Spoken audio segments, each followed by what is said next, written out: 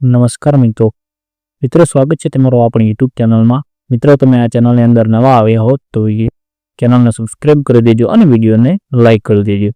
તો મિત્રો ચૈત્રભાઈ વસાવા છેલ્લા 2 મહિનાથી જેલમાં છે અને તેમના પર 360 કલમ લગાવવામાં આવી હતી કેમ કે તેમને સંજય વસાવાના ઉપર છૂટો ગ્લાસ ફેંકીને માર્યો હતો એવું સંજય વસાવા કહે છે। તે સાચું છે કે ખોટું તે હજી સુધી તે કેમેરાઓ એટલે કે સીસીટીવી ફૂટેજ હજી સુધી મળી નથી, એના કારણે તે સાબિત કરવામાં આવ્યું નથી।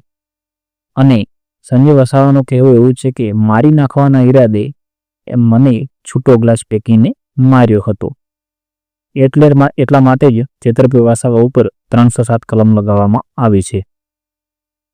તો મિત્રો તમને શું લાગે છે, આ કલમ સાચી લગાવવામાં આવી છે કે ખોટી લગાવવામાં આવી છે? ચૈત્રભાઈ વસાવા નિર્દોષ છે કે ગુનેગાર છે તે કોમેન્ટમાં જરૂર લખજો અને આપણી ચેનલને સબસ્ક્રાઇબ કરવાનું ભૂલતા નહીં। તમને જો જરાય માહિતી મળી હોય ચૈત્રભાઈ વસાવા વિશે તો આપણી ચેનલને સબસ્ક્રાઇબ કરી દેજો।